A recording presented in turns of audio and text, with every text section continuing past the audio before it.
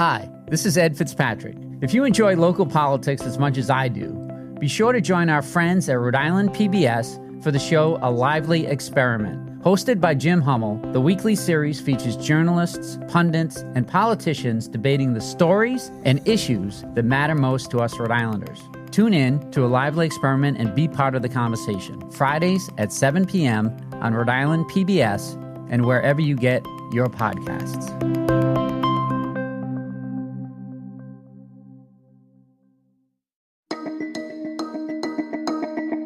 From the Boston Globe, this is Rhode Island Report.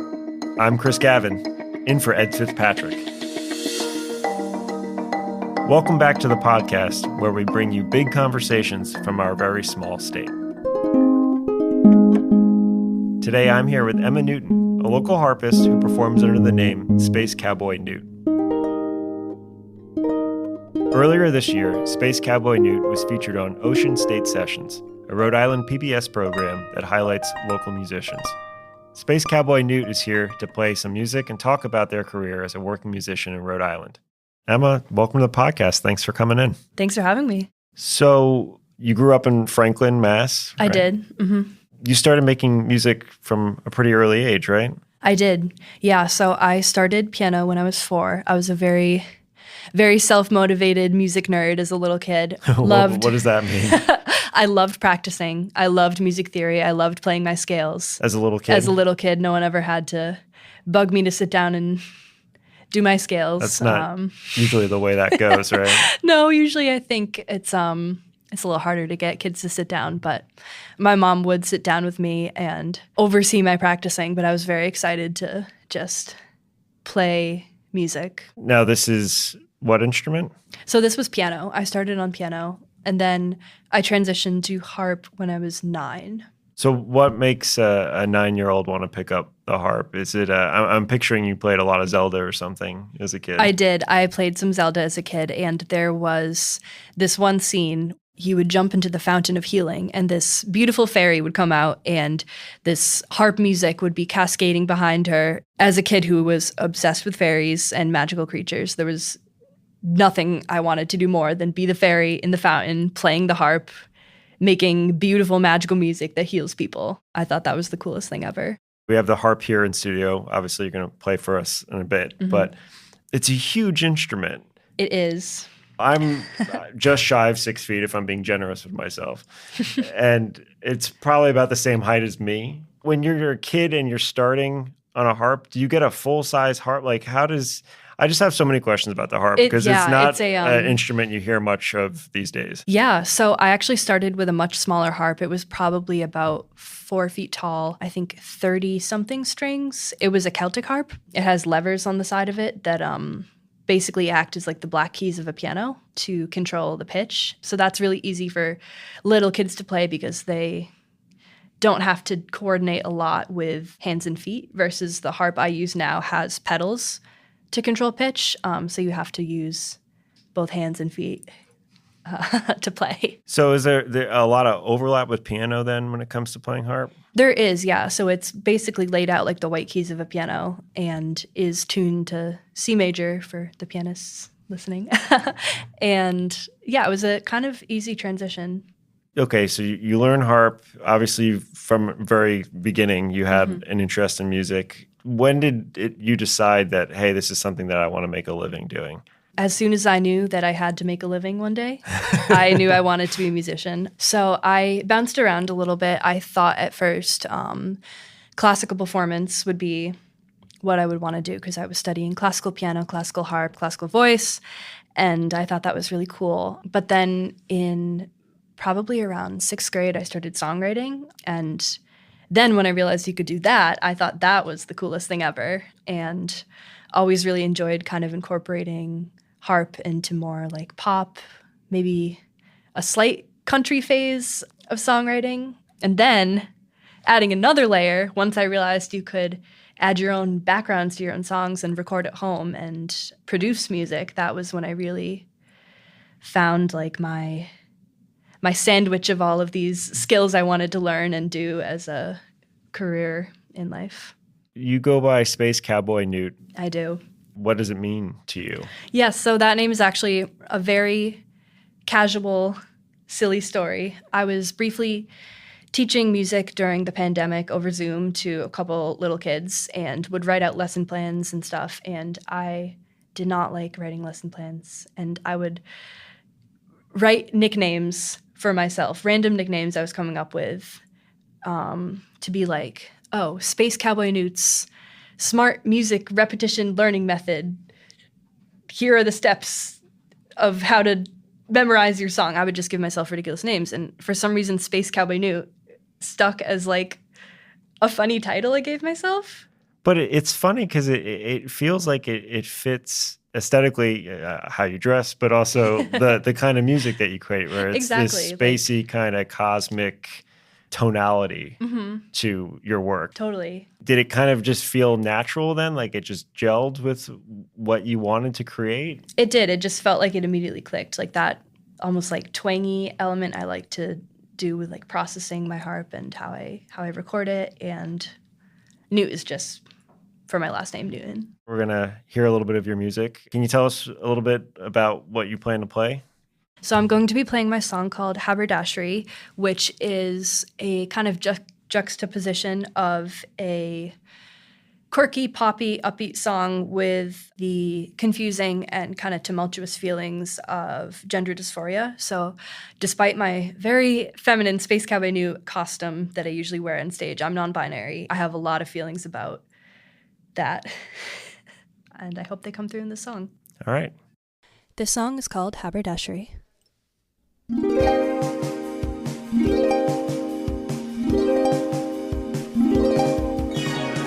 I wake up like a siren scarcely from the sea. By the time it's noon, I'm at the haberdashery. Late at night, sometimes I feel my femininity,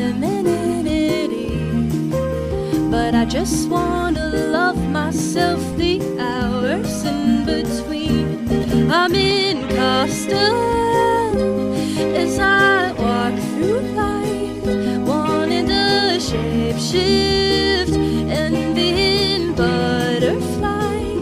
The grass is all dried up on either side, and there's a stranger in the mirror in my mind. I thought I wanted something, but it came in the wrong shape. My body's like a mountain range I wanna excavate. But if I raise the girl, you know you won't love me the same. 'Cause you've got hard eyes for the things about me that I hate. I'm in costume when we're alone at night. I wanna please you, but there's no compromise. There's always something wrong on either side.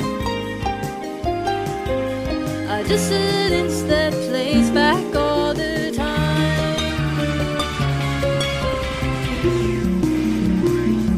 Something wrong on either side. Plays back all the time. Something wrong on either side.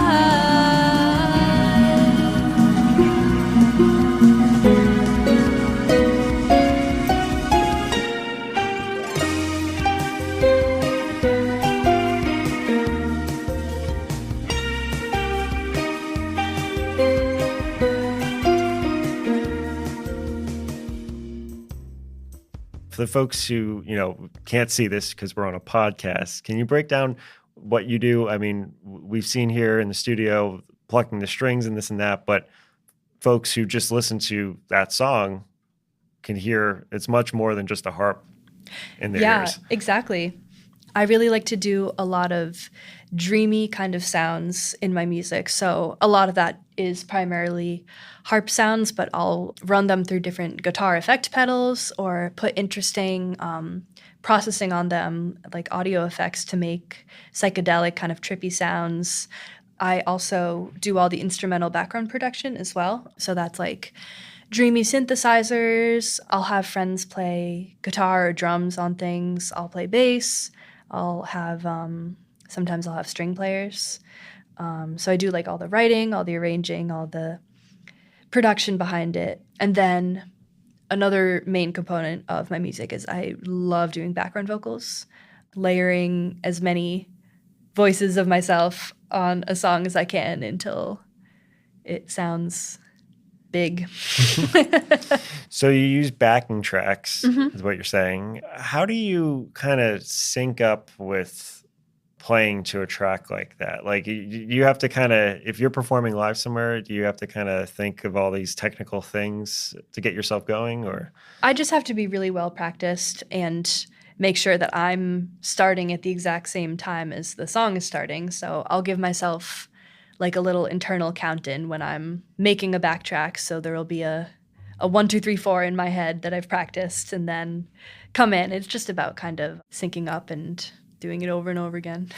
Practice makes perfect. Practice makes perfect. So there's a lot in those lyrics that I was hearing, and as you mentioned earlier about, gender dysphoria. What does it mean to be a non-binary artist right now, and why is that material that you think is important to share with the world in that perspective right now? So we all know right now that queer, trans, non-binary voices are being totally silenced in this administration. There are book bans. There's the issues with passports and literally being told by the government that there are only 2 genders. And right now, we have to make our voices not just loud, but unignorable. Making music about anything from a little gender dysphoria to sharing the trauma that people have experienced being queer in America, I think is really important right now because we have to speak up. Have you experienced prejudice like that? I'm very lucky to have a community that's very supportive. When I came out as bi, when I was in high school, my parents were totally accepting of that. When I came out as non-binary in the last few years, everyone has been super respectful in my life, and I want other people to feel that way as well. And I want people to be understood. They're not alone, and someone out there is looking out for them. Is there something about music that speaks to people differently, when you're trying to get these points across, when it comes to understanding on a human level who we are, who your neighbors are? Yeah, absolutely. Regardless of your beliefs and prejudices, you can never deny when music sounds beautiful. Sometimes I'll make music with like a lot of orchestral strings and flutes and stuff, something that's like kind of standard, nice, pleasant sounds to listen to. Then it's easier to sneak in a message of, hey, respect me as a person, please. Or respect your neighbors, respect your surroundings. Stealthy. Stealthy respect. We'll have more with Space Cowboy Newt after a quick break. When you want to go beyond the headlines, let me recommend Rhode Island PBS Weekly. Rhode Island PBS Weekly is an award-winning news magazine broadcast that gives you the full story, powered by investigative journalism and narrative storytelling. New episodes of Rhode Island PBS Weekly drop Sundays at 7:30 p.m. on Rhode Island PBS. Watch past episodes at ripbs.org/weekly. That's ripbs.org/weekly.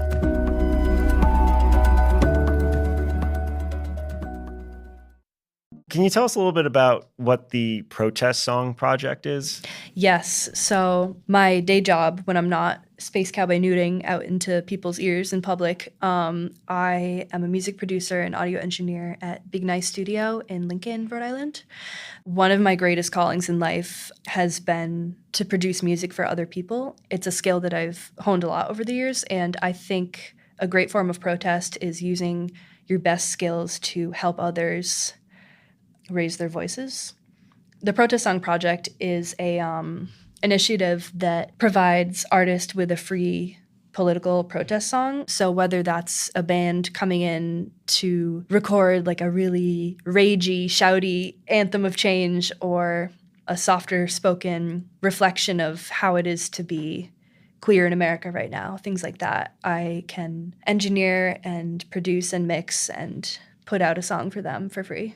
So when you're not performing, you're saying you're working with other musicians, engineering their work, Yes. producing their work, including in Rhode Island, of course, Big Nice Studios in Lincoln. Rhode Island PBS films a lot of their show, Ocean State Sessions, there at that same studio, right? What's it been like helping out with the show and then being on it yourself?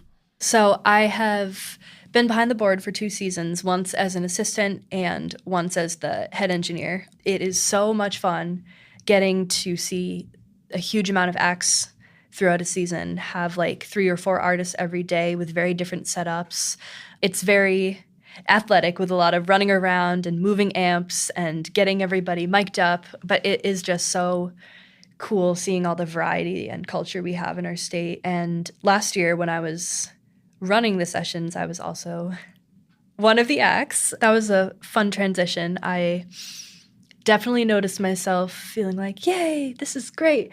So confident, recording all these artists. And then I got in front of the cameras and was like, oh. It felt humbling to really understand how the artists also feel on the other side of the board. The show itself does, I think, a pretty good job at putting a showcase, a spotlight, if you will, on the musicians who are working here in our backyard. Do you think there are a lot of opportunities for working musicians here in Rhode Island, or where do you see things kind of, the state of the business right now here? I think there are. First of all, I just am blown away by the amount of talent in the community in Rhode Island, especially Providence area. There are a lot of new venues that have been opening or like becoming more active that I think are hugely valuable to the community, like Myrtle. And then there's the Providence Drum Troupe has a new space. I think it used to be a cigar factory that they turned into a beautiful venue. There's just endless creativity from people creating venues, creating spaces to play. Everyone is so collaborative in this city. I feel like I will go to shows and I'll see like the same group of people all out together who all know each other and have played on each other's records and done each other's music videos. It just feels like once you're playing music in Providence, you're like welcomed in by all these people. You're from Massachusetts originally. Yes. How did you end up here in our little state? So I'm a little bit of a faker. I still live in Massachusetts, but right on the border. Oh, no. I know.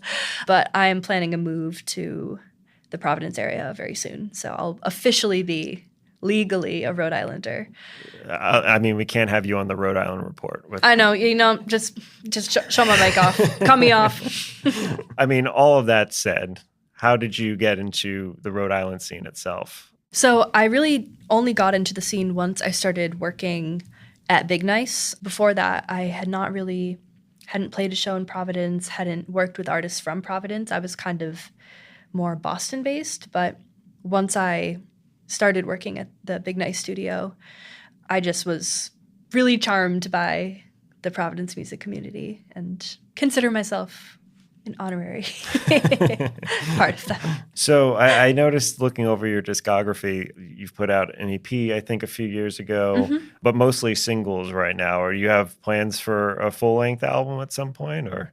I am later today going to be uploading my album to my distributor to be released on some day that I will not say right now because I haven't decided. Can you tease anything about the project, or is it all under wraps? Yes, so it's called Suffering, but in a silly way. 3 exclamation points, so people know I'm not actually that sad.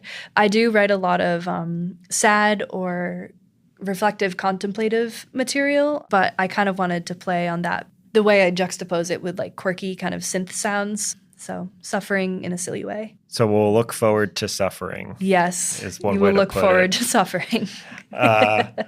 Where can folks see you perform around here? Do you have any places you play regularly or any upcoming shows? Yeah, so I have a few upcoming shows. On April 19th, I'm playing at Lost Bag, which is a really cool venue over a Brazilian Jiu-Jitsu place. And then I have a show at AS220 on April 23rd, and a couple things later in May and June, July. And folks can hear your music anywhere they get their music. Anywhere you can get music. If you want to buy my Bandcamp, though, I'll give you a thumbs up in my brain, and you'll feel it. I want to thank you for joining us today here on the podcast. Thanks for having me. And I understand you're going to play us out. Yeah, so I'm going to play a song called Salt Lamp. So I was a very anxious little kid and had a lot of trouble going to sleep for a really long period of time, as a lot of little kids do. At one point, my mom told me that if I could write in my little notebook, my little diary, every night for 7 nights, instead of getting out of bed, write my feelings down and then go back to bed, then she would bring me to the local crystal store to pick out a little treat. I was thinking back to that because I had been in a really anxious period where I wasn't sleeping very well, and really going back to that inner child moment, and wrote the song about how scary it is to feel like you're alone in the world and no one else is awake and all of your worries are amplified at night, but you have strength within you to self-soothe and calm down. And once you get over your difficult period, you can get yourself a little salt lamp. A light in the darkness. A light in the darkness.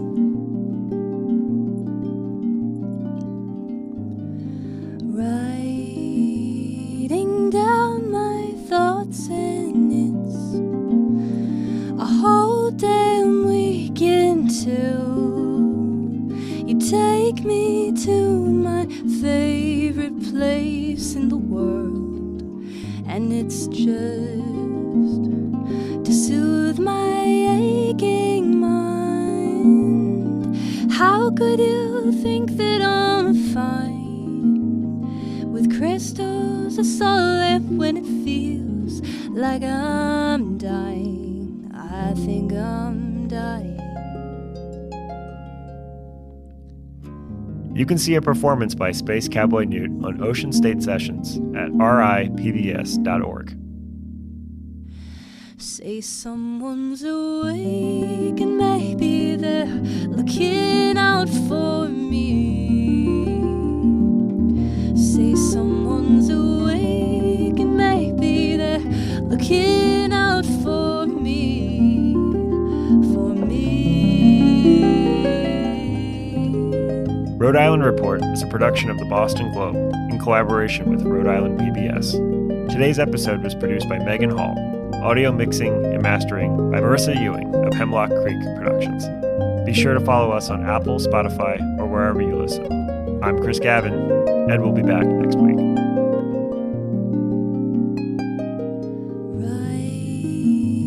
Writing down my thoughts, and it's a whole damn weekend too. You take me to my favorite place in the world.